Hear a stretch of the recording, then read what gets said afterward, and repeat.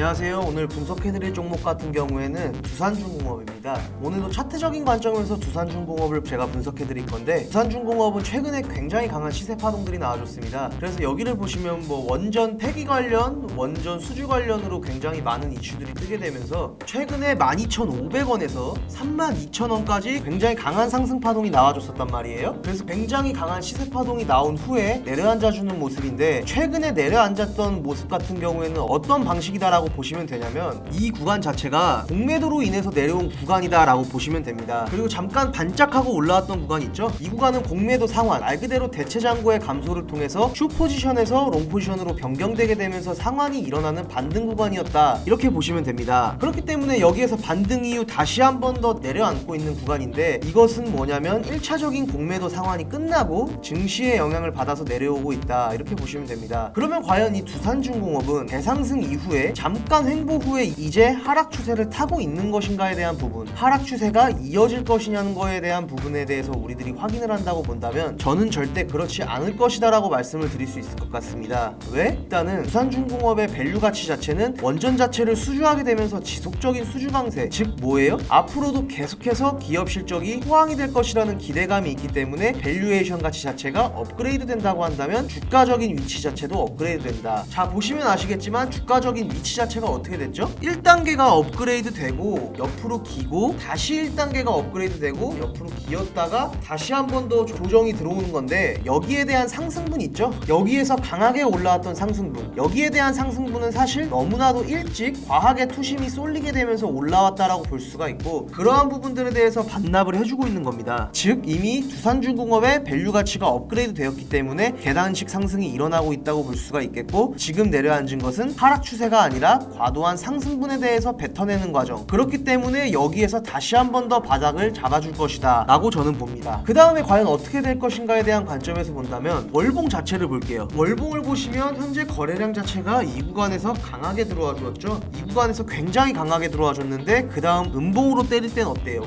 거래량이 줄어들고 있죠. 굉장히 안정적이에요. 그러면서 월봉상 60선 돌파, 120선 돌파까지 다 해놨어요. 그러면 이게 무슨 말이겠습니까? 시세 자체가 완벽하게 턴을 했다는 소리입니다. 시세 자체가 여태껏 몇 년 동안 뚫지를 못했어요. 이 60선과 120선을. 그걸 이제 뚫어줬단 말이에요. 그렇다는 것은 뭐냐? 이제 시세는 시작점에 섰다라는 겁니다. 그렇기 때문에 두산중공업은 앞으로의 가치도, 기대가 굉장히 큰 원전 수주나 이러한 부분들에 대해서 굉장히 기대감도 크고요. 그 다음 주가적인 위치 자체도 많이 올라와줬다고 생각하겠지만, 바닥에서 크게 보면 이제 턴하는 위치에 월봉상 120선, 즉 10년선을 이제 돌파해줬기 때문에 이 구간 자체는 굉장히 강하게 볼 수밖에 없는 자리입니다. 그래서 이 자리에서는 우리들이 어떠한 방식으로 대응해야 되냐면, 지금 120선에 걸쳐 있잖아요. 매수 대응을 해야 된다는 거예요. 이러한 구간에서는 당연히 매수 대응을 해줘야 됩니다. 왜죠? 120선 무너질 것 같았죠, 지난달에. 근데 안 무너지고 다시 올려다가 놓았죠. 다시 종가를 올려다 놓으면서 딱 안착을 시켜놓았잖아요. 이건 뭐냐? 이탈하지 않겠다는 의지예요. 그러한 의지 자체를 이 두산중공업이 표명을 해줬는데, 이번 달에 주가가 좀 오르다가 말았다, 이러한 개념 하나로서 여기에서 우리들이